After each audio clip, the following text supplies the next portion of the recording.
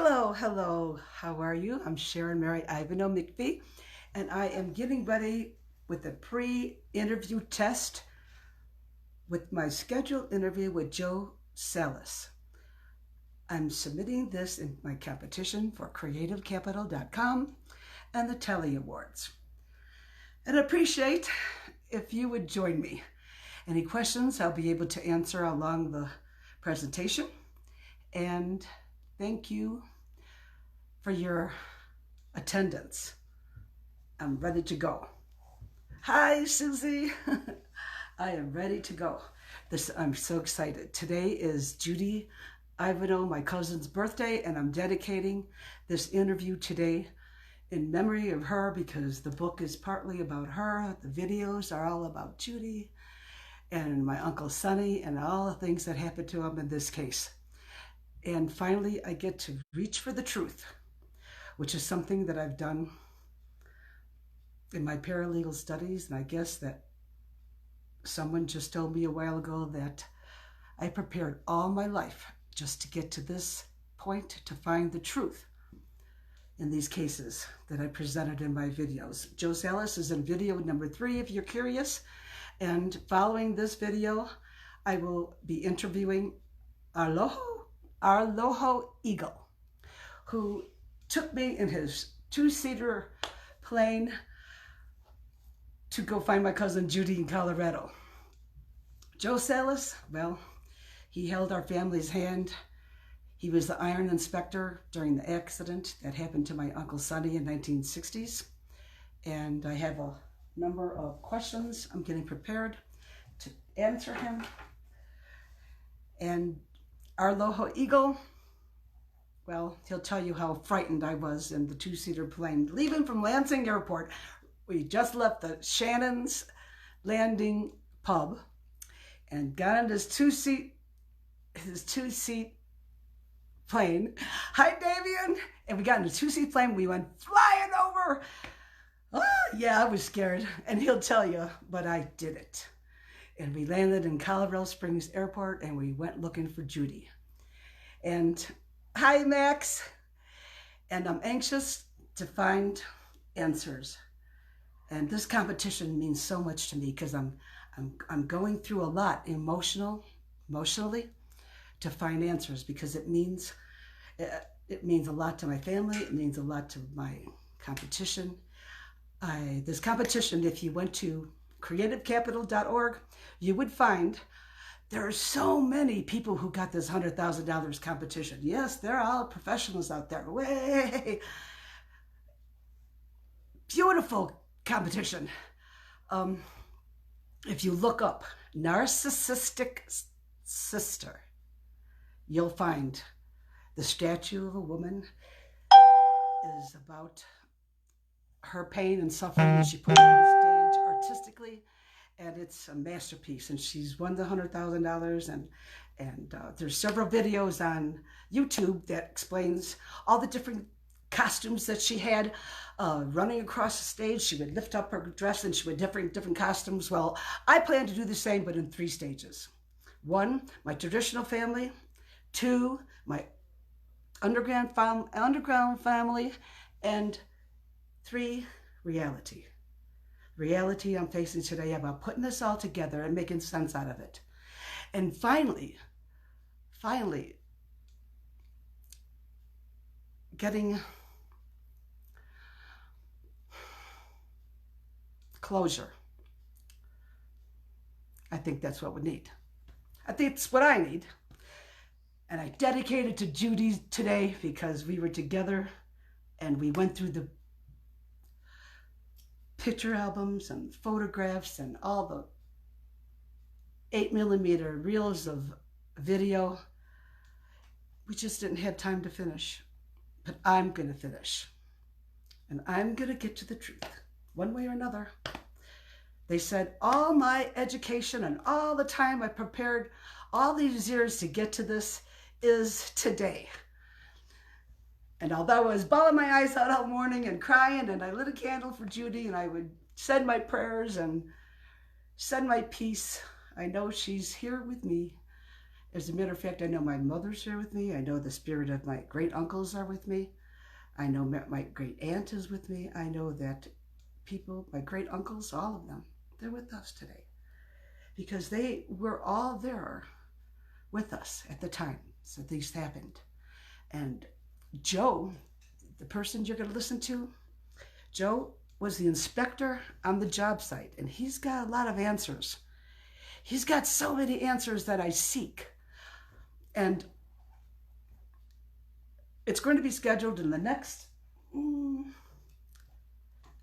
15 minutes, and I'm excited. I am excited. And I'm going to upload it to the Creative Capital because I have a deadline at Telly Awards on Friday. So we're going to get this all done, and I'm going to upload it. You can watch the YouTube channel, all the videos that start from my traditional family on through my mother's story, my father's story, my uncle's story, Judy's story. And I hope that you would vote, because the judges go to my channel and they give me credit for all the little likes you get. And hi, Cindy. And of course, your opinion. Your opinion on my videos means more to me than anything, really. I put my heart and soul in making those videos.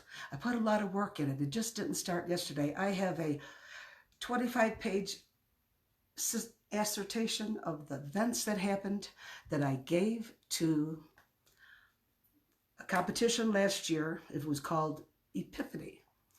And although I didn't win that competition, I submitted it to this competition, which explains in a chronological order all the events that I'm talking about. In video number 1, I have the proof. In video number 2, I have the proof. I have the evidence. And I put it all together. So you're going to look at chapters of my book. You're going to look at it and hopefully give me your opinion and write your comment on YouTube, because I get all the points and all these graphs. They tell me who's watching. They tell me who's going to be subscribing. And I need YouTube wants me to have 1,000 subscribers before they actually put you on a level where you can compete. And I have 2 copyright songs in my videos that are in number 3 and number 2, I believe. And so those videos have music that I borrowed. You've Got a Friend, that one. And those were the days, my friend, I wish they'd never end, that one. And of course, after the 1,000 subscribers on my videos, and you have to give your little comments along the way, I'm going to be putting chapters. And the next chapter I put was my sister Cindy, and she's in those. I think she's in number 2 and 3 video. So if you want to know her story, it's there. I'm going to continue all these different chapters, and I'm going to make the videos with the pictures, and I'm going to get to the 8mm movie. I'm going to get to the photographs. I'm going to start archiving and categorizing. I'm going to put sense to all these things that I'm talking about that's been haunting me for years. The upcoming interviews are to support those cases that I'm working on. They're my cases. All my life I've been working on other people's cases. All my life I worked hard, and I'm going to do those too. Because like Beth, when Beth Ann Kirchum gets here, she sat with me and listened to all the stories that I had when I first met her. Hi Beth, I'm waiting for you to get here. I want to interview you for my presentation. I've bonded with people, okay? All along this time, if you know me, you know how I am, okay? When I get on a project, I'm going to put it my best. I'm going to dedicate all of the energies that I've got because I need answers. I mean, hi, Jacqueline. Emilio. Hey. Hi, Emilio. I'm here because I'm going to get my answers. I'm going to write my book. I'm going to I already have the play script. I already sent that in. So I have my stage production. I have a outline and vision boards, okay? If you haven't been to the videos on YouTube, you haven't seen the vision boards. I will post them. I made about 6 of them, and it was required. Creative Capital requires you to get a handle on where you started your vision all the way through the completion. And I'm not completed. I haven't even started. I have a storage unit that's been 12 to floor to ceiling to go through. Amelia, I've got your pictures there of all the farm pictures. I'm going to do that for the farm too. And put all those pictures together so we can all look and enjoy them. My brother, my mother, my uncles, all of them. I'm going to get those videos going. I'm going to record. I'm going to play the recordings to you of 1920s, 1940s, 1950s, 60s, of me singing in the Telstars. My best friend, Carol Schultz, who's on that video. I think she's in number 4 and 5 and 1, 2, 3, 4. She's in all of them. We're doing the can. That was in Washington, D.C. Wow! That was so cool. We were there to resolve the issues between the Israel and the Palestinian conflicts. That was in 72. That's in there. I threw everything in the pot. And it all builds up your character. And you can see, I hope, the story and read between the lines. If you know me, you'll read between the lines. If you've been there, I want you to comment. I want you to remember the pain and suffering we went through.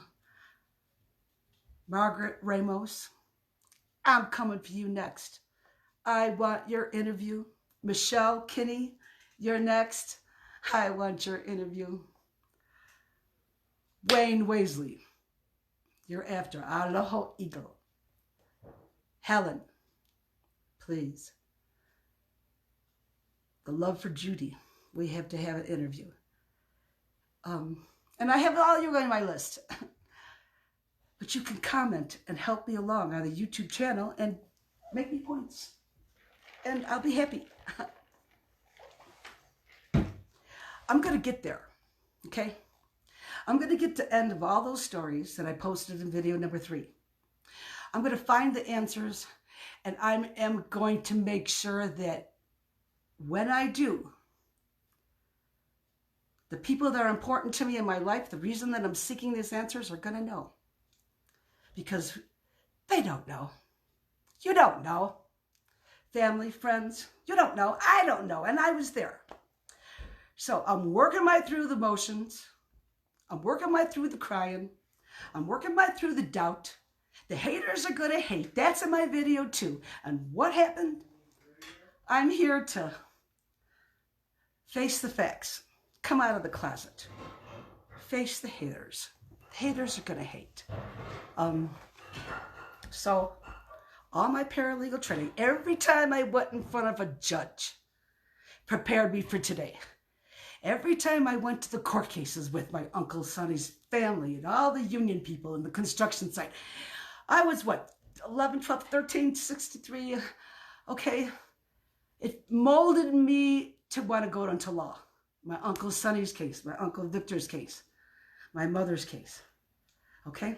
I'm doing my research. I'm putting the record straight. That's what I'm doing, okay?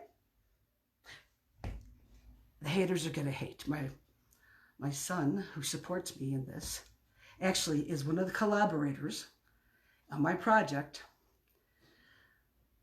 said to me, "What you going to do, Ma, when the haters are going to hate?" And I tell him, "Cassandra and Stacy, what we always tell them. I can't say that. Saibo. You've heard that. Those are things, all kinds of things you can tell them. One thing I'm going to tell them is, I was there. That's why I'm here today, because I have firsthand. And the Republicans right now are getting their act together, trying to attack Roe versus Wade. Okay? If you go through the videos and you go through the chapters, that's where you end up. The law with me, my attitude, my opinion, my earned, heartfelt dedication, okay, motivation, okay, that got me this far, okay?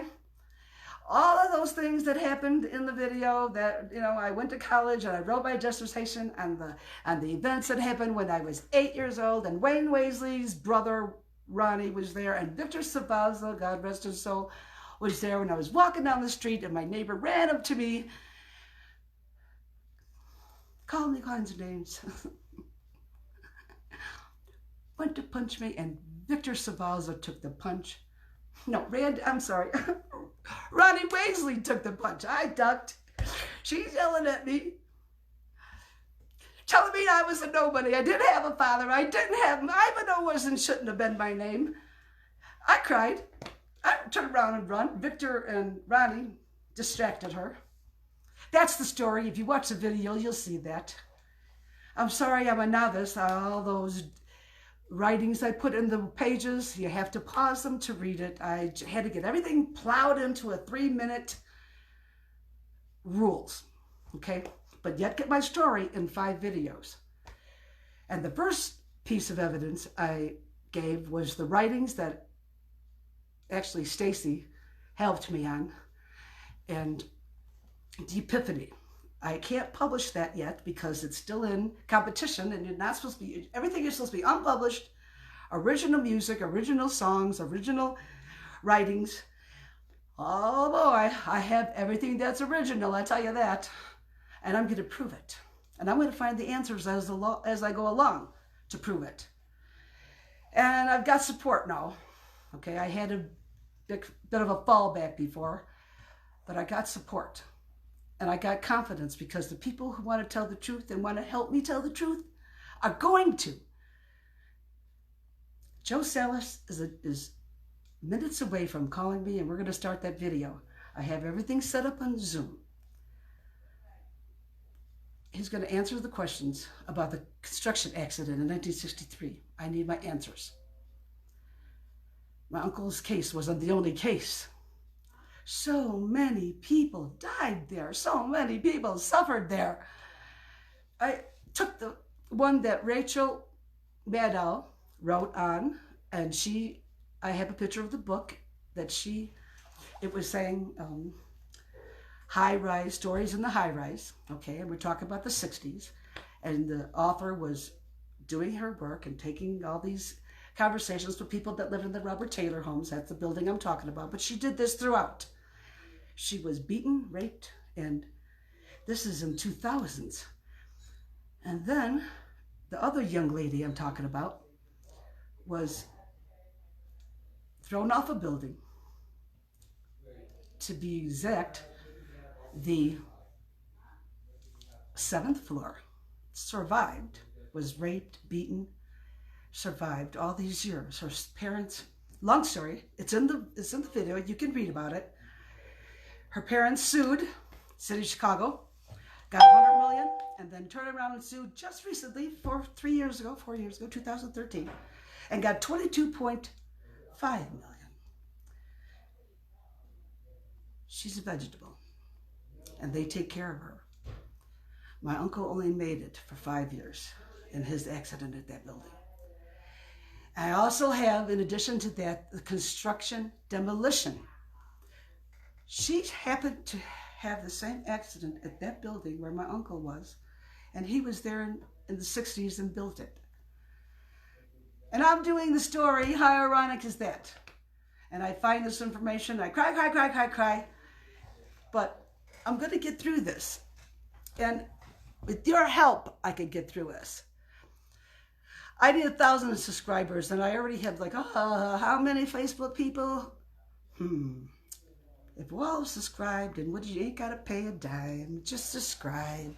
If you don't like my videos, that's okay too. I'll take it. Okay? We've had worse. Right, Stacy? Well, I'm in the comfort of my son's home. My grandson, Isaiah, technical genius, set up my Zoom account, set up my videos to send to Creative Capital, was my assistant through all those hours of editing and pasting and going through my crying and stopping and pacifying when I needed to take a break. All those hours I spent, a lot of hours, months, to prepare for this opportunity. I want to win. If you saw my competition, go look up at the depression competition that was up there. She has a big old video in the back, and she's got herself going through the channels of depression and sadness and all those things. It's a great, great video.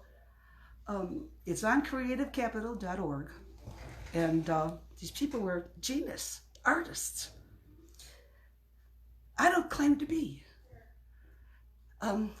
Their stuff is all creative. I'm putting all my stuff that I could find together, you know, to get to the bottom line.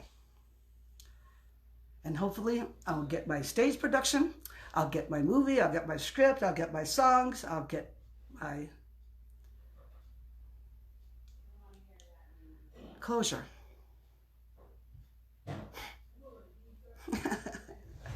Alright.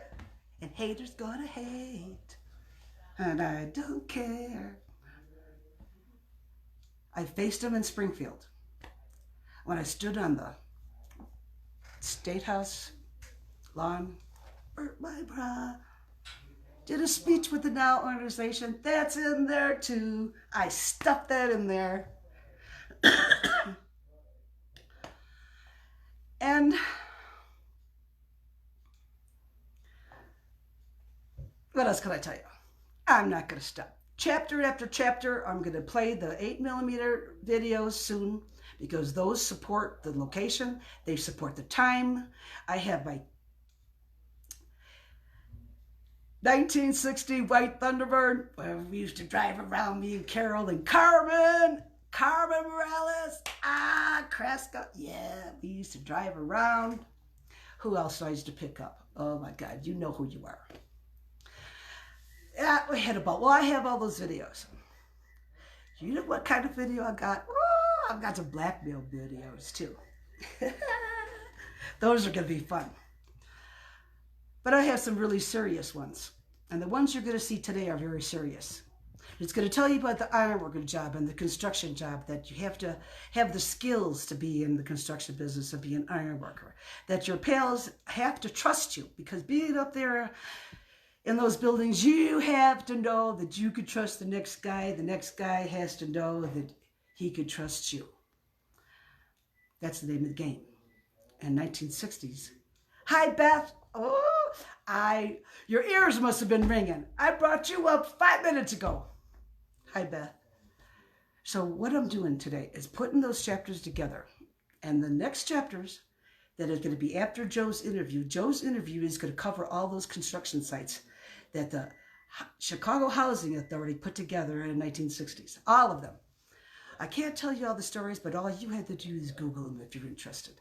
The ones that I thought were the most horrific. As horrific as my uncle's is that young lady who was thrown off the 7th floor. The same building my uncle was hurt in. So, I'm putting it all together, folks. I hope it's interesting enough to where you go to my YouTube channel. Please subscribe. I need 1,000 subscribers. Yeah. I'm plugging it. And I'm going forward. This interview with Joe SALLAS is going to tell you all of the things that happened on that job site. He's going to tell you you couldn't get on that job site without a helmet. He's going to tell you you couldn't get on that job site without a hammer and the belt that they clicked through when you get to the top floors, he's going to tell you that all of the iron workers worked hard, that they were dedicated, that they wanted to do a good job, that the union was supportive, that Chicago had all these great plans. The name of the guy who was the inspector at that time was Robert Taylor, as a matter of fact. And his family, after he died, he was all for the construction sites, all of them, except that the actual plans, the actual architectural development of those sites all added up to racial segregation. They were built like prisons. Joe will tell you that the quality of the cement was already approved by the architects. There was no challenging the union and the city and the architects and the developers and everybody was all gung-ho for all these projects. But when the family found out that what they did to this, they didn't even want Robert Taylor's name on these projects. But the deal was already on the table. And you would think, and you'll find from Joe's interview with me, because I've got the questions prepared, I'm going to ask him, wasn't the union responsible for the insurance policies? I was a contractor, Fear Mining Construction Cement contractors, and I could not work in any of the suburbs or Chicago without having my insurance in line, my workman's comp all the way up, paid to the gill, no infractions, none whatsoever. I had 5 men and I loved them all, and I made sure that my insurance was that you couldn't get your license. You couldn't pull a license without having good insurance. And don't you think that a project of this magnitude would have the best insurance? Okay, so did I. And all up until I got to the Supreme Appellate Court case, I found out otherwise. Okay, hi Bob. Hello, Mr. Lai. I'm Lai. Hello, welcome. When you get to the nitty-gritty of the projects, everybody was gung-ho. They were all filled. I've got the statistics. You'll find in my interview, because I've got it. Okay, I don't want to look for it right now, but there was like 4,000 units and 25,000 people stuffed all in those buildings, you know, and tragedy after tragedy after tragedy. Just look it up. I'm only talking about 2 that I'm concerned with on my project. Okay? 3. Okay, the photographer too. The lady who went there to take pictures and document how the people lived, what they went through, the struggles, the incapacitation that they put them through. The elevators failed. People had to go up to the 16th floors, drag all their, and then they were attacked in the car, in the elevators, for their money, for their food. And if they didn't pay up the gangs, that was the whole, the building that they're going to tear down, the building that you're going to watch the demolition of, that I'm going to add to my video, is the whole. Hi, Ben. Bob. How you guys doing? Okay, that's the whole. You're going to see it. You're going to see it. I've watched it 1,000 times already. You know, it is a part of American history. Oh, yeah, I'm doing it. But I'm doing it, Beth, for me. I got to find answers. These are men that supported my uncle's case all the way through. 5 years we were in court. I remember going with my grandmother and my grandfather every other day to take care of my uncle. I talked about that. You'll see. And holding his hand and talking to him about his kids, and promising him, I was a kid myself, I promised him I would never leave sight of Judy and Randy. I promised I would take care of them, that he didn't have to worry about a thing. I held his hand, and the doctor said, no, he ain't listening, but he might hear you. And I kept on talking to him, and the doctor I told the doctors, my grandmother told the doctors, we asked him questions that he was able to move one finger in each hand, okay? We asked him if his daughter's name was Gloria. He didn't answer. He went to the no. We asked him if his daughter's name was Sylvia. He answered no. He moved that finger. The doctor says, oh, that's just a response, reaction. And then we asked him if his daughter's name was Judy. And he gave a big old smile and he waved his right hand. He knew his daughter's name. He was able not to communicate, but he communicated. We was able to see after a while, and he was able to hear. He moved his foot.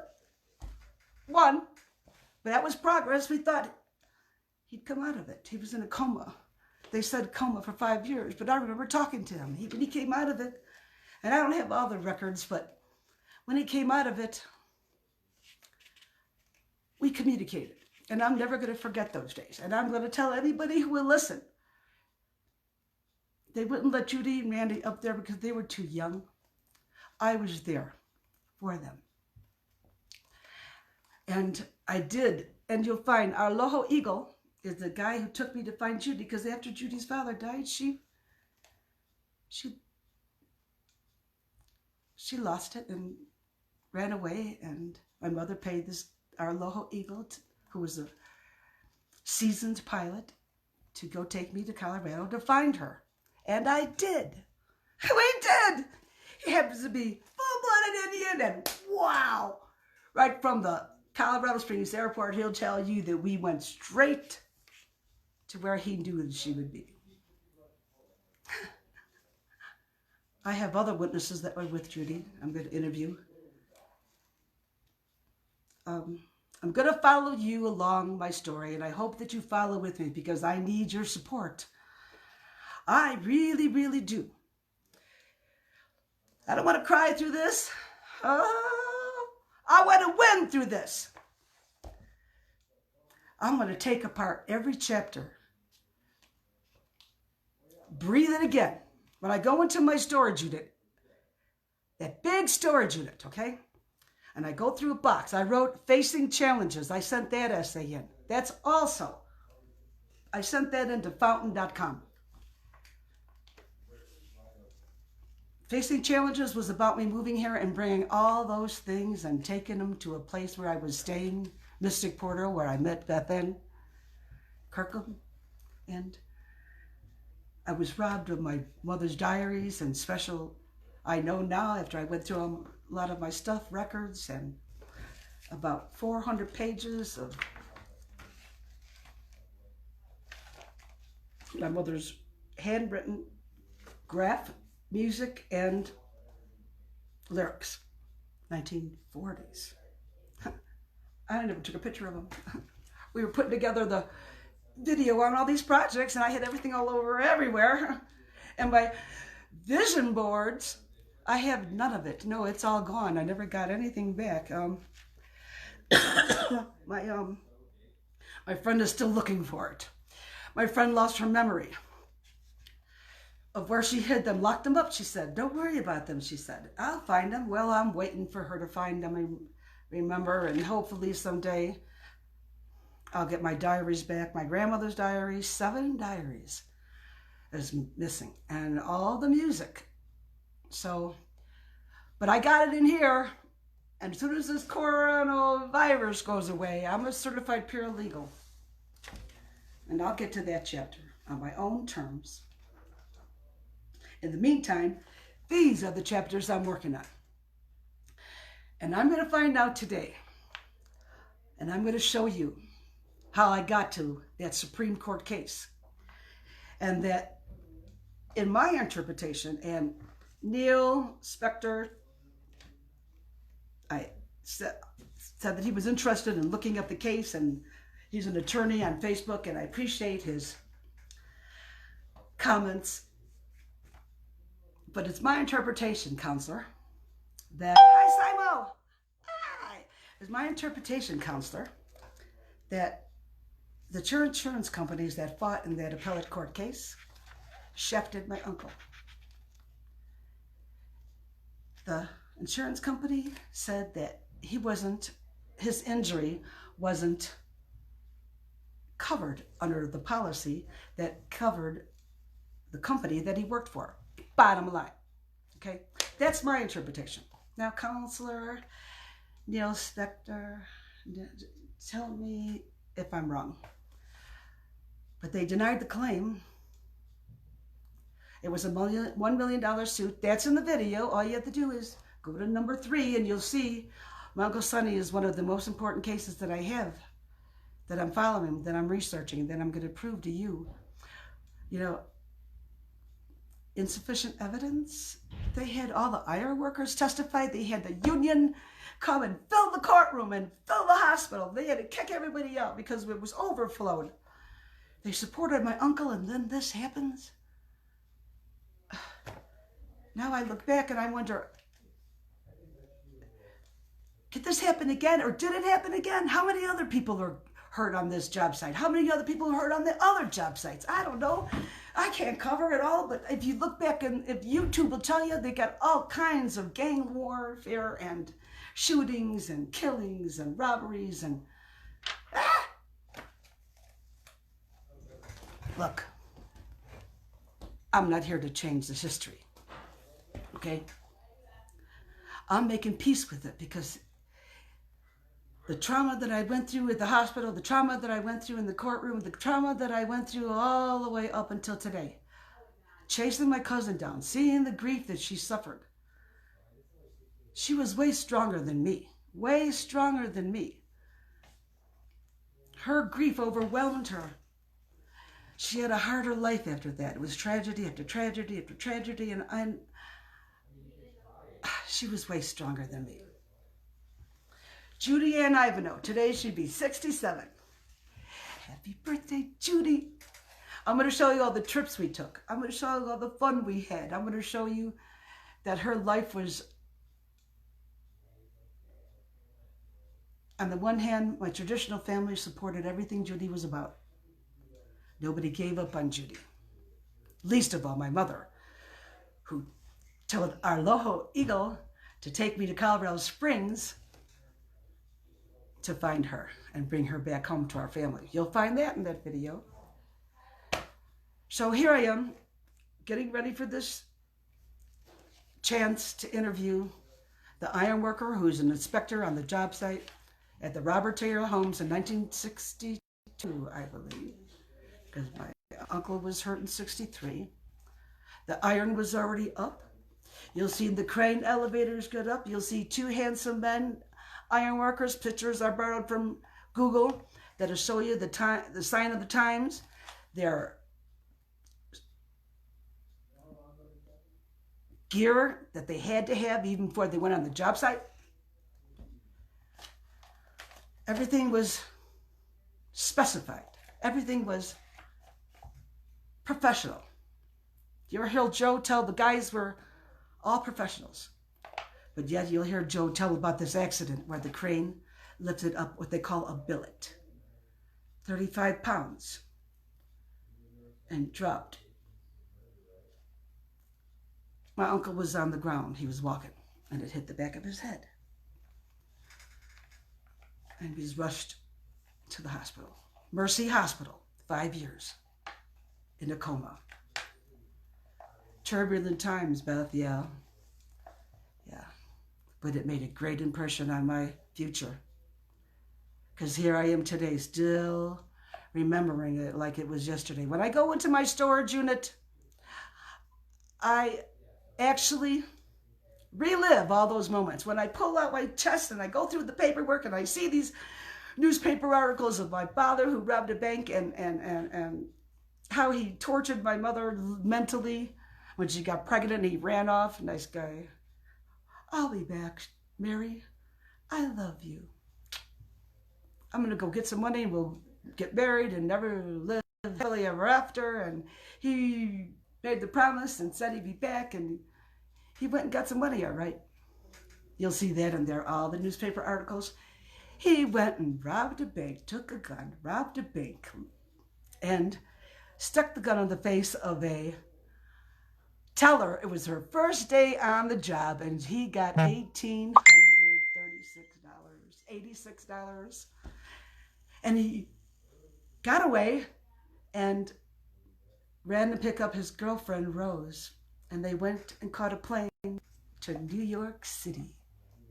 And they partied all but $200. And when they came back to Chicago, the FBI got him at the airport, arrested him, and he got sentenced by Indiana jail for 3 years. And I got all his love letters. My mother tied up in a little shoebox and saved them all for me to find someday. And you'll see that in the story too.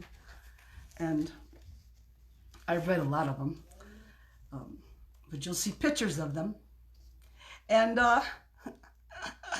so when I got all my evidence together, I decided to say that I was the daughter of Bonnie and Clyde, because my mother's story is there too. And she sang, and she was on Morris v. Sack Amateur Hour, and she won Morris v. Sack Amateur Hour, and I was 3 years old, and I remember her on that little black and white TV in the front room watching her sing and play her guitar, and I want to be a cowboy sweetheart, and she loved Art, my father, and they were going to live happily ever after, and this story would have had a way better ending. No. My written story talks about Morris v. Sack's Amateur Hour and how her family was so proud of her winning. And then she got a job. I was born and she got a job at a telephone operator, Rogers Telephone and Answering Service, downtown Chicago, and met a bunch of doctors and lawyers and politicians and people that camaraderie in Chicago. That's what I talk about in the video. Camaraderie. Bonds were strong. Excuse me. Take a drink. And in those bonds, my story goes on. That's when she decided that there was more that she could do. Well, we ended up in Misericordia. She was in a home for unwed mothers. They already contracted to take me away. She had to stay there for room and board. But my grandfather disagreed.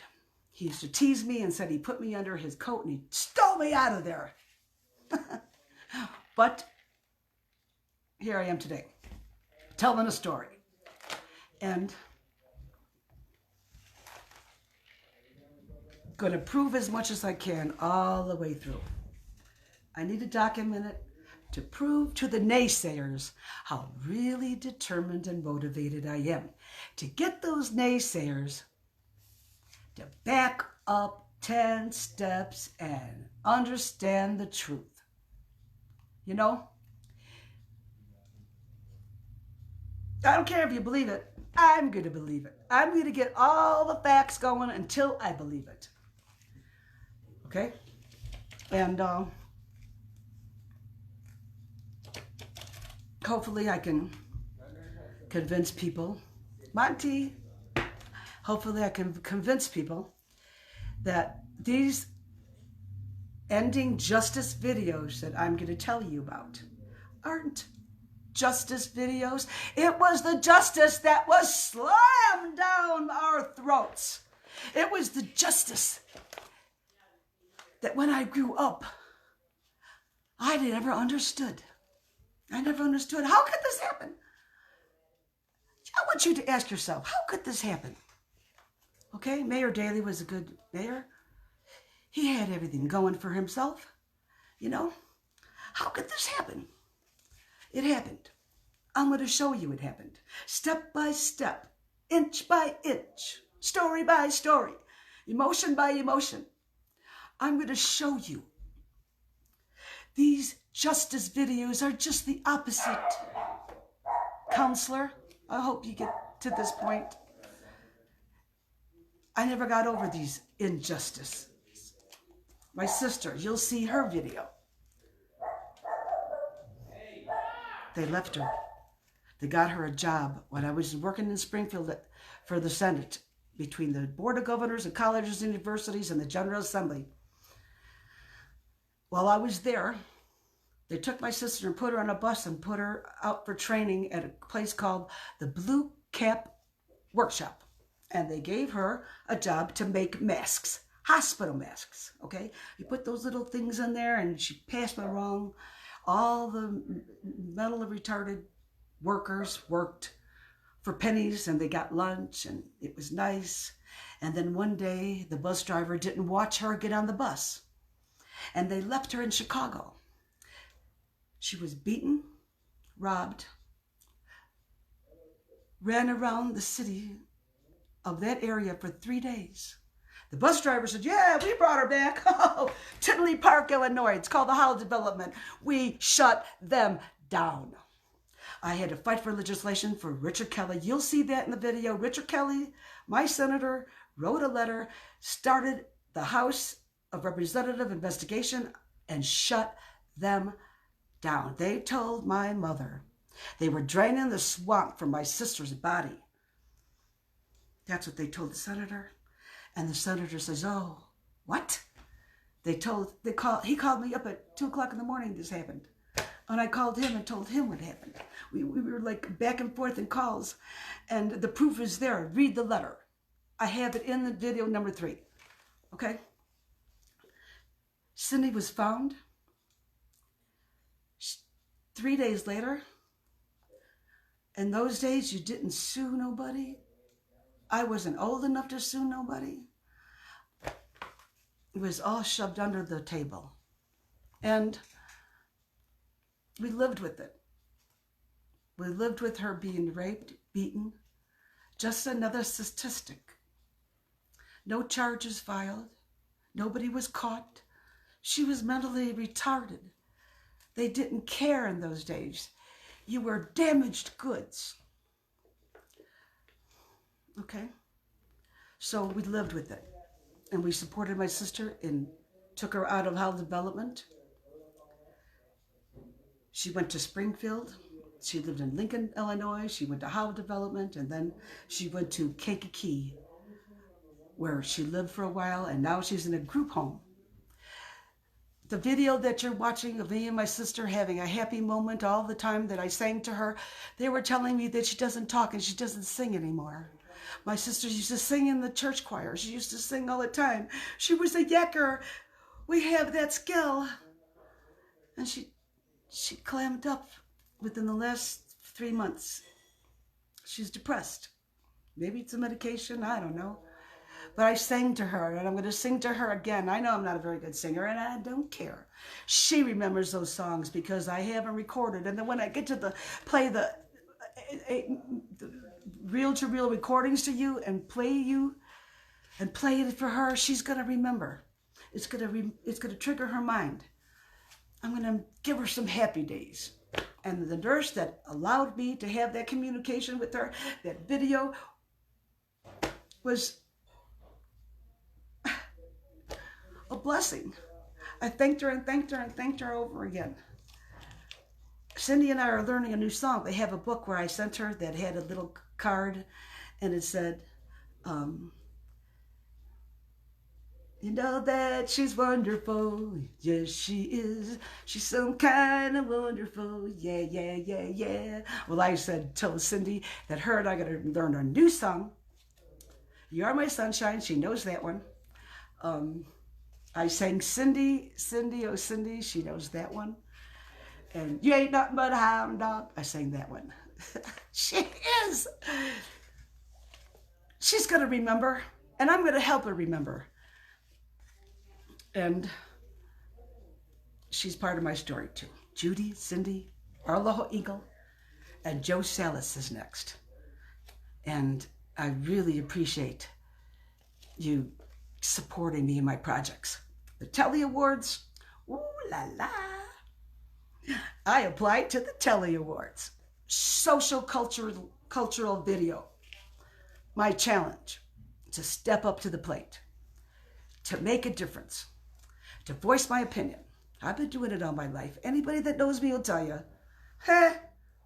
haters gonna hate. I don't care. You know what I care about?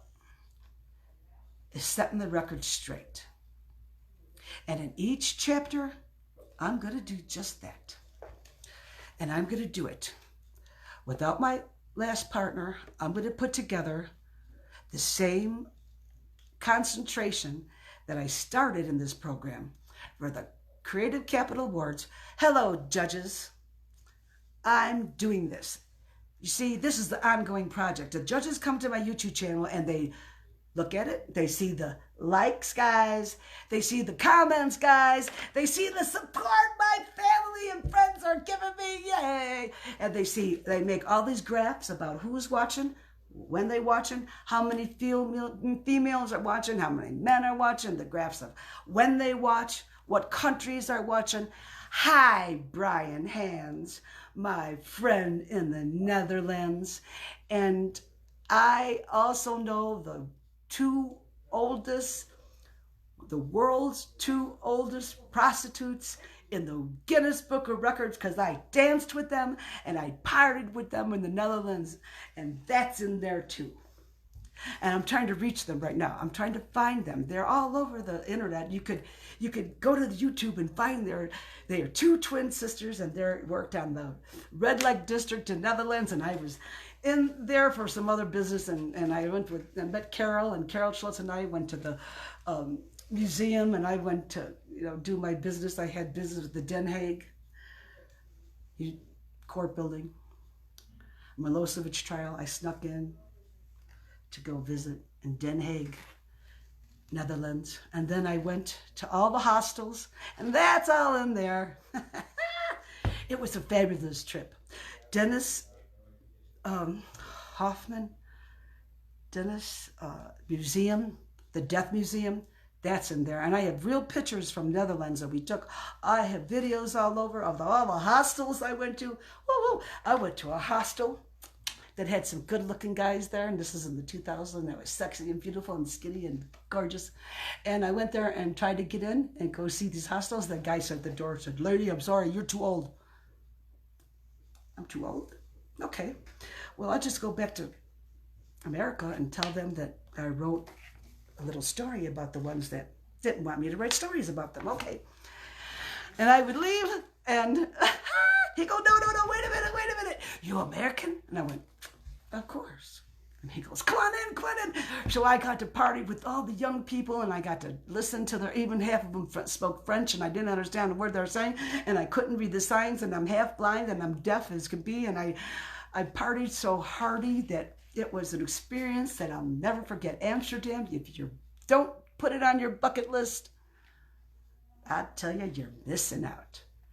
The red light district is something to be, in and of itself, is a fabulous, it's in there. I got pictures. You're going to see it. You're going to see Carol and I prancing around, going through Amsterdam like tourists. And then I had real business to take care of. Carol went to Italy, and I stayed down in Amsterdam to deal with the bad guys. So, but that's a little chapter, not now, that's, wait, Netflix series, Okay, getting back to business. Creative Capital, Telly Awards, The Fountain Magazine, Chicken Soup for the Soul, I put in Facing Challenges, and the Jericho Fellowship in 2019, the play script Epiphany. Okay, and I'm going to let you go. I'm going to get ready to talk to Joe SALLAS. Hi, Dee. Hi, Dee. I'm going to go. Oh, no, I don't want to end it with Dee here. Dee. Beth, you're still here? I don't know who else is still here. Oh, Monty, you're here. Dean. Hi, Dean. How you doing? Who else we have? Simo. Are you still here, Simo? I love you, Simo. Wally Fox. Hi, Wally. Bob Irvin. Ben Head. Hen Lai. Heg Lai. Okay, and Cassandra, you're still here? Jacqueline! Oh, Emilio! Oh, Emilio, am I keeping your attention? Aha. Hi, Cindy. Isaiah set everything up for me. Microphone, camera, help me print it out. Love you. Glad you're watching. Hi, Max. You're still here? Hi, Damien. Hi, Damien. I'm glad you are joining me. Sincerely from the heart. I really am glad you're joining me. Happy birthday to Judy. Today's her birthday. I cried all morning. I'll tell you, this is coming from my heart, and I'm doing it from a positive outlook. Positive. Stay positive. No chasing or picking up gloves when you see some yo-head dropping them. We need you. We love you. I'm so proud of you. Judy loved you so much. We all love you. And thanks for being here with me, going through this emotional process. Thank you. Okay, where are we? Oh, I do want to cover one thing, okay? Joe SALLAS was the iron inspector on the job, and he believed wholeheartedly in the city of Chicago that had architects approve all the plans, which, damn, it was millions and millions of dollars on these projects. There shouldn't have been no loopholes. The union approved it, city approved it, architect approved it, everybody approved it. I know, shit happens. I know. Well, I'm going to find out what the shit happened. Joe will tell you he's an iron worker. Joe will tell you you have to go through all kinds of training being an iron worker. You just don't get the job. And plus, you had to know someone. This was Chicago, folks. You had to know someone. My uncle worked hard. My uncle worked up to being an iron worker. He was in union, local #1. He was a strong man, good iron worker, nothing but good on the job. Everybody that testified for my uncle said he was a strong iron worker. Had friends. Joe was his friend. Joe's going to tell you everything was on track that day. Joe's going to tell you there was no problems on the job. Joe's going to tell you that the crane was working, everything was working, and then that freak accident happened. And I'm going to tell you about all other freak accidents that happened over there. And I'm going to tell you that people were fed up with the freak accidents and the gangs and the tragedies that happened. And my uncle worked on the project that gave up his life to build these homes that were a terrible, tragic situation. Racial segregation in America was alive and well. And the city of Chicago put it through because they had to put the poor people, in a place where they would all be no access to buses that went down the street. The firemen had to be escorted with the police to get into those little districts. The postman wouldn't go in, and you didn't get your mail up in the building. You had to come into the post. They had to be escorted to bring the mail to those little boxes outside the building. Yeah, it really got bad. Everybody that worked on that job didn't want it to be bad. They worked hard to pull those buildings up by specifications of the city of Chicago. Joe will tell you the elevators are put on the outside. When I did research on those issues, the elevators were poorly put on the outside. Not only that they were, with the Chicago weather, beat down the gears. They often got stuck. People had to walk up to the 16th floor.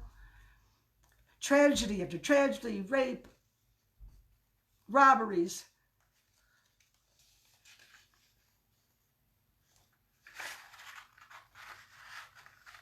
the appellate court decided that the insurance company didn't have the other contractor insured, that they bought a policy that specifically excluded the other contractor. And the appellate court upheld that. There was dissent, a lot of dissent. Iron workers, the union, his friends, our family. There was dissent. And justice. My videos, justice for my sister, justice for my uncle, justice for my brother, justice from great Uncle Vic. You'll hear his story. Walled-off cocktails in the 60s, riots. Somebody called to get an abandoned vehicle taken away, okay? They had the Molotov cocktails strapped to the trunk of the vehicle. Uncle Vic used to drive to the city of Chicago in the tow truck. He went there, hooked it up, and exploded. 99% of his body was burned. A guy walking down the street grabbed him. It was during the snow, and they threw him in the snow, and he was picked up and airlifted to Cook County Burn Unit, and he was taken care of in the burn unit for almost 5 years. I remember his whole body blowing up, all black, all burnt, like a monster. His whole body. The gasoline exploded. That's in there. You'll see that information. I have all the printouts. I have all the newspaper articles.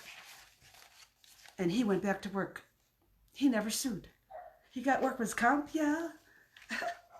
Uncle Vic went back to work. It was the 60s. Men were strong. You didn't have to sue the city. The union stuck up for you. He got a petty cash and went back to work.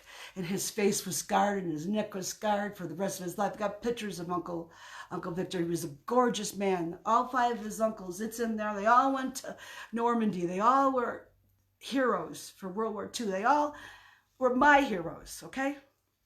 And Uncle Victor, we were at his bedside in Cook County Burn Unit when they grafted him, and they skin grafted him, and he was in pain. And little by little, that swelling, that monstrous swelling went down. That story's in there. You have to pause it to read it. I covered a lot in those videos because I covered a lot of my life, okay? And I am 70, and I am going to write this book. I'm going to write this playwright. I'm going to tell these stories. And I'm going to finish what Judy and I started. Love you, Jude. And I'm going to tell her story. I'm going to tell Uncle Sonny's story. I'm going to tell Uncle Victor's story. I'm going to tell the stories that put that pain and suffering and grief in my heart that I finally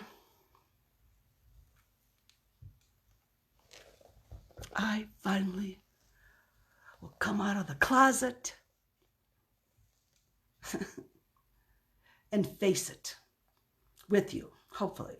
Stick with me, guys. It's going to be a tough journey. I've already had a tough journey, but I am not giving up. I am not giving up. And I'm going to submit to every essay that I can, get in every competition that allows me to submit this kind of social, culturally challenging subjects. I didn't tell you. I didn't discuss anything about my mother yet. You have to go and check out the videos. Yeah, it all happened. And you know what made me decide when Judy and I were talking that Roe versus Wade is being challenged? And these are the kinds of things that I fought for in Springfield, Illinois when I was working for the Now organization, and I asked people to vote because it's so important. Republican senators are now challenging, along with representatives, Roe versus Wade. We don't want to go back to the 60s, guys. Back alley abortions, struggles, unwanted pregnancies. The paragon shift. I lived through it. Okay, you'll see that in there. Go check out my videos. I held their hand. My story's there. And I'm going to defend Roe versus Wade based on having proof. Having proof. You can go to YouTube and see all the proof that you want. You can go find the videos of ladies stepping up, shout your abortion. You can see all that happening. I'm not here to jump up and down and try to convince you one way or another on the issues. Just listen to my story. That's all I ask. It's just like anybody else. Everybody's got a story. We all got stories, okay? Well, this one's mine. And if you don't support Roe versus Wade, you're going to see the pain and suffering that I saw. You're going to hear the stories because I'm going to tell them. And you're going to see the proof because I have it. And someday, I'm going to look into those faces of those protesters. And I'm going to face the haters with confidence. The same confidence when I used to hide the suitcase. The same confidence when I talked to those ladies who were already determined to end a pregnancy that they did not want to go through for 9 months. And I'm going to tell you about the horrible stories at Misericordia, home for unwed mothers. It's all in there. I didn't write the stories. I lived the stories. And I'm going to prove it to you. Just give me a chance. Follow through my emotions. See the emotions I felt. Feel it. Understand that we cannot, that paragon shift and the sacrifices that women went through when I was there watching them in the 60s. We can't let that happen again to women now. Oh my God, no. Women were dying. Roe versus Wade changed that. The struggles, the sacrifice. That's over. Yeah, we have more. Yeah, there's perfunctionatory methods you have to go through. And there's birth control, and there's Planned Parenthood, and there's things that we need to educate the young girls about. We don't need to have abortions. If Planned Parenthood could get to the young girls and show them that this is the kind of things that are important in life. It was important to all those young ladies. I held their hand. I don't understand why, but I faced it with them. I saw their tears. I saw their pain. I saw their suffering. And it's all in there. My videos will show you. My proof will show you. Misericordia. Look it up. It's all on the internet. You can find anything on the internet. Where you're going to find me. You're going to find me. I'm going to continue on every chapter and prove everything that I find. I'm going to complete this research. And I'm going to compete while I'm doing it. Because I can. Because I'm going to get better at it as I go along. And I'm going to sing to Cindy, my sister, and I'm going to get her to sing to you. And I'm going to change the trajectory of the evidence, those justice videos, and I'm going to prove to you that they were injustice. But they were my justice videos. That we had to swallow, that we had to eat. That forever the reason is what really happened. Evidence, guys. Newspaper articles, recordings, 8mm reel-to-reel proofs of everything I'm saying. Yes. And I've got those cultural subjects covered. Chicago had mafia stories. You'll see that. It's in there. Richard Kane. If I could get Joe to answer questions like that, I will ask. I'm going to be a reporter. I'm going to be a paralegal. I'm going to be an investigator. All those skills that I went to school for, all are coming today in this interview for you, for me, for my future, for my family's peace of mind. I still have uncles alive that probably aren't going to approve. They're probably not going to approve.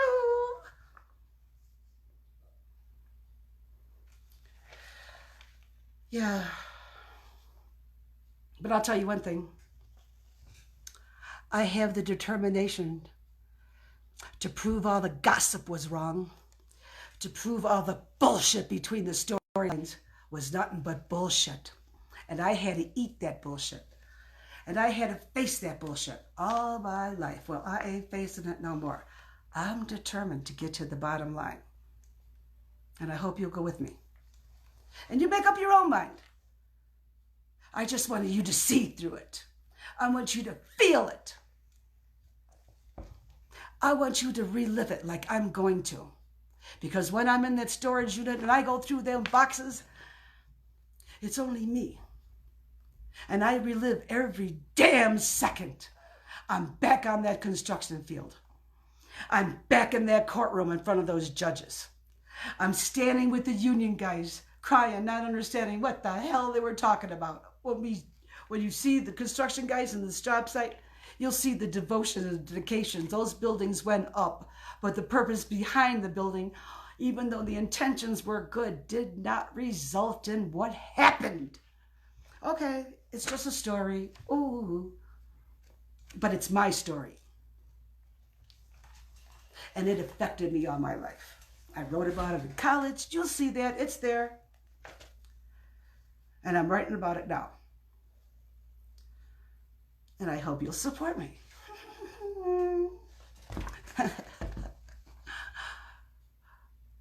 Well,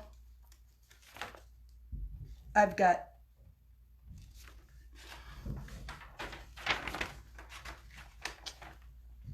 $26 pages of questions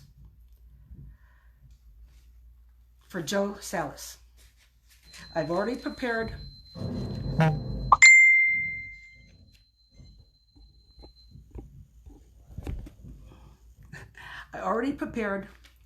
the questions. So I hope you'll join me in just a short time. Joe already confirmed that we are going to go through this interview. He has a copy of the questions that I submitted to him. He's approved that he will cooperate as best he can with the facts as he saw it that day. He was there. And all the years that my mother knew him, all the years that my uncles knew him, all the times he came to the Mary's coffee shop, is there. It's there. We had great times. Wow. If you were there, you would have saw the jukebox. Judy and I used to have it rigged where we did not have to put a quarter in the jukebox and it would play the records. It was The Wanderer was her favorite song. Well, I'm the type of guy who likes to roam around. The Wanderer was her favorite song. And Sherry, that was mine. Sherry, baby. And we used to pretend we were the best waitresses. We used to clean up the coffee section, you know, shine it up. We had that beautiful, super duper bar where they had those little music, you know, jukeboxes, you know, on the counter. Those were cool too. We picked all the favorite songs that we liked. And of course, we had some other Croatian songs, okay? I have a whole bunch of recorded Croatian songs. I have all the pictures of Uncle Sonny taking those big lights in some of the parties, and my mother playing guitar, and everybody accordion, and I remember playing the tambourine, didn't know how to even, but I did it, and we sang Croatian songs, and we smashed grapes. I got that in there, how we had to have a big tub, and we got all the grapes from Yugoslavia. We'd go to 100th Street by the docks where the boats, big crates of grapes, and we'd throw it in wash our feet, smash the grapes, and we'd steal them, and our stomachs were painful as hell, but we loved it. And my grandfathers used to bottle up the wine and give it to everybody. Everybody had wine corked bottle ready to go home. Tubs, crates and crates, and barrels full of grapes and wine, and that's the kind. And we played the accordion, and we played the guitars, and we would dance, and I learned how to polka, standing on my great uncle's feet, holding onto him with all my might, and him dancing me around. That's how I learned the polka. And hokey pokey, fun times, baking your own bread, barbecuing your own lamb, all those great years. I wish you all were there, but you're going to be, because I'm going to post the pictures, I'm going to post recordings, I'm going to show you. I'm going to take you into my life all those years, and I'm going to hopefully you'll feel the pain and see the seriousness of all these cases and why I have to find the truth. That's the bottom line. And thanks for being here with me. Support me. Come on now. All you got to do is go to YouTube, sign up, subscribe, check out the videos. It's going to be great. We're going to go on a journey together back to the 1920s, back to the 1940s, back to the 1960s. Mafia stories. I'm going to dig them all out. Wayne Waisley, you're on my list. Do you know my friend Wayne Waisley? Well, he's a hero. His whole family was there. They lived right down the street in our neighborhood, okay? And we used to have lookouts, okay? Everybody had their position. That's in my vision boards where I put all the properties down. And we had lookouts. And we did not want to have any kind of interference with the cops. Unacceptable. No excuses. Not tolerated. Everybody had a job and everybody had a payment and everybody was happy, and we all lived happily. And it was life. It was struggles. It was the old mill town, SLAG Valley secrets. And Wayne Waisley, I was just telling you about him. I'm going to do his story. In the 70s, he was accused of murder. And they fought like hell to acquit him. So I'm going to tell all these little stories, SLAG Valley secrets. And I hope you join me. And I want your honest opinion, guys. I want your honest opinion. I can handle it. I encourage it. Be my critics. Tell me I'm not, the flow of my ideas, you just don't understand. Challenge the issues. Tell me why didn't this happen and how come this happened and that you don't really believe this part or you don't really think that this, and I'll prove it to you. Because I got to prove it to me, okay? It's all about putting that peace in your heart, no matter what it takes, and making a little money on the side. Write a book, get a movie, be a script, put the heroes on the screen where they deserve the credit that they got fucked out of in their lifetime. Each one of these stories, they didn't deserve it. They're my heroes. I idolize my uncles because that's what you did in those days. Family was important. Family was the bread and butter. Put bread and butter on your table. And our family was revered in South Chicago. My uncles were tough. Sharon Ivanhoe's story. Big Sharon. I'm a little Sharon. There was Big Sharon. I got that story in there. That's another one of those stories that you'll find molded my character. I didn't have a name. I got my grandfather's name, Ivanhoe. And my father was a jailbird. Bonnie and Clyde, you know. He went to jail and my mother decided to give me Ivanhoe's name. Well, I told you this already. I was walking down the street and the neighbor came and she was like, "You're not Ivanhoe." Well, it hurt me so bad I went to school and convinced my mother to change my name to my sister's name, Graham, Sharon Graham. I have my report cards to show you. I couldn't communicate. I was angry. I hated everybody. I stuttered. Ha! F's in communication. Me. F's all the way across my report card. But then I learned my lesson because I realized that what's in your name? That's in my video too. I have a plaque that talks about name and pride and how your father gave it to you and how you should be proud of it and carry it all the way through your life with pride and devotion and caring and determination to be the best you could be. And that's how it was in the 20s, and that's how it was in the 40s, and that's how they did my mother. They gave her she was burned at 3 years old by a guy who was a pedophile, came in the house. My uncles found him, beat the living shit out of him. She was, her skin, her whole body, 3 years old. She was grafted. She took that pain with her for the rest of her life. That story is in there. That's in 1940s on Torrance Avenue, the same place where Uncle Sonny grew up, Damien.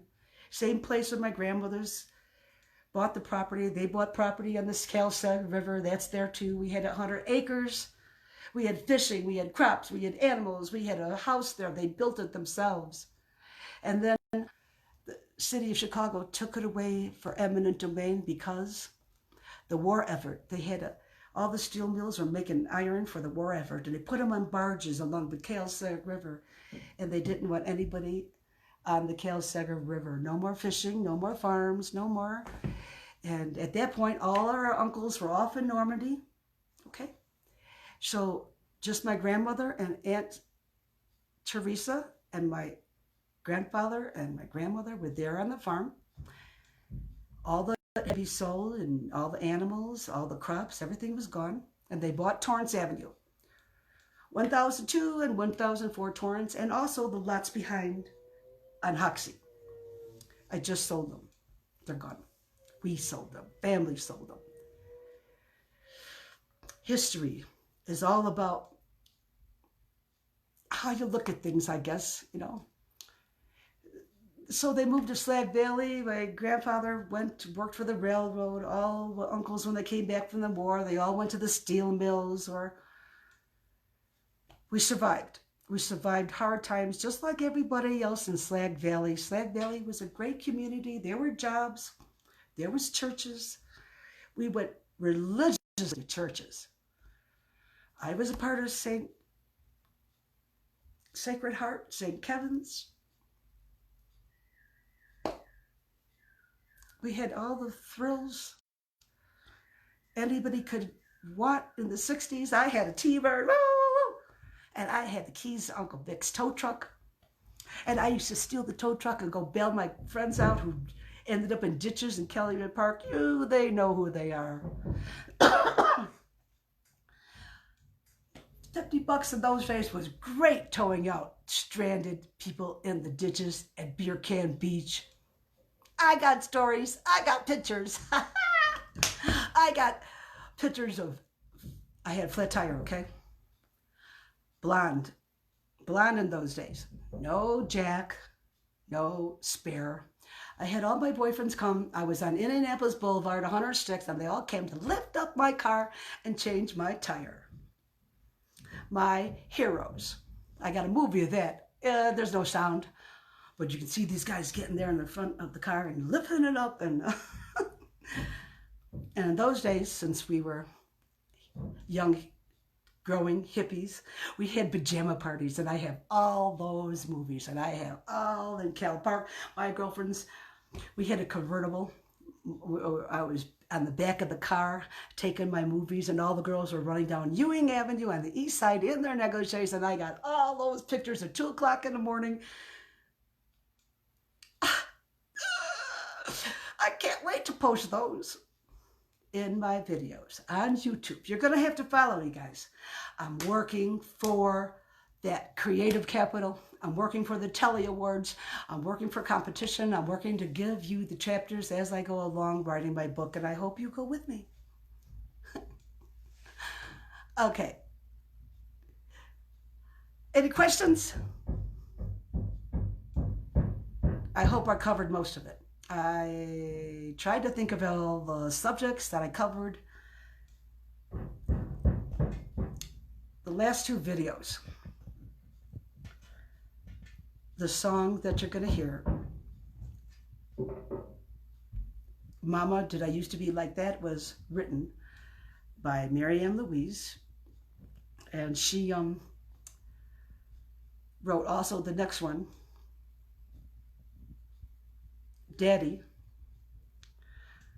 I Never Thought You'd Go Away. Those two are original music, original lyrics that she wrote, all the music.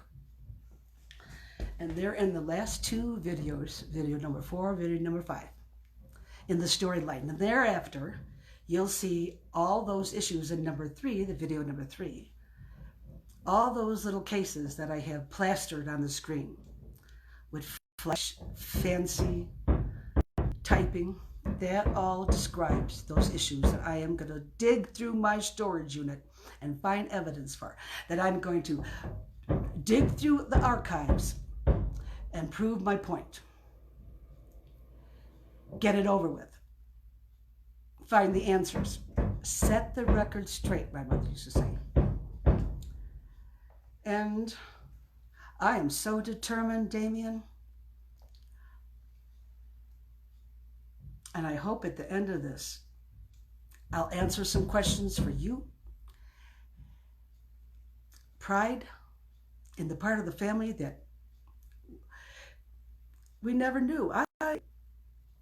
This is the first time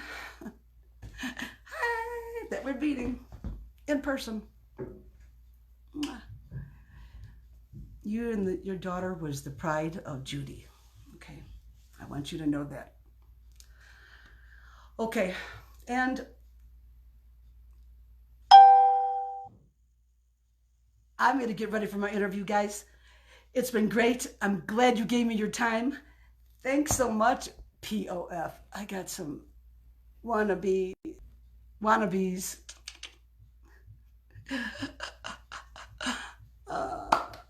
Thank you for being a part of this. And don't forget, and soon as I'm going to go live with Joe SALLAS, and the more people, the better, because the more people that understand what I'm trying to do, the more hits I'm going to get, the more subscribers I'm going to get, and I'm going to get to that stage, and I'm going to get to that movie, and we're all going to celebrate when I get there.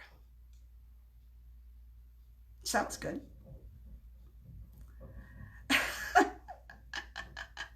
Yes. Blind, deaf, I don't drive no more, but I'm going to drive these subjects home until I get attention, until I convince those people that Roe versus Wade is the way, that the paradigm shift already changed. We already paid our dues. Construction sites, iron workers already paid their dues. Why wasn't that insurance policy in place before the city of Chicago authorized that construction of those high-rises that ruined so many people, destroyed so many lives? Mine is one of them.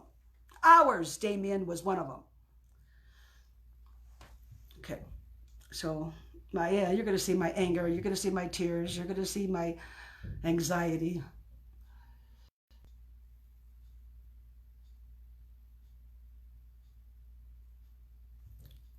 Look through my eye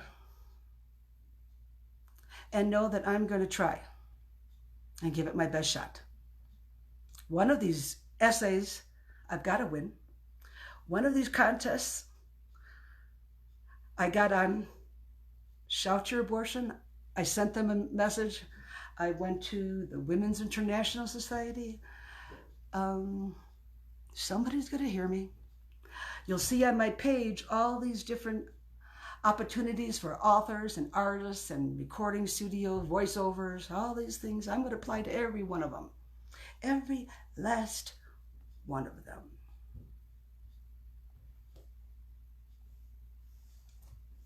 I got your support. I can do it.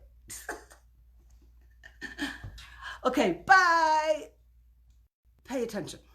I'm going to call Joe's daughter, and we're going to get to show on the road.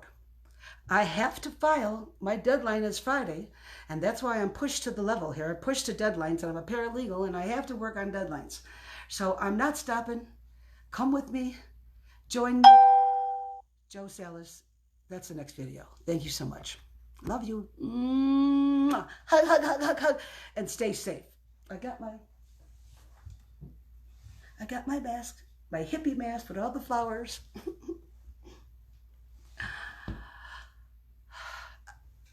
Till the next video.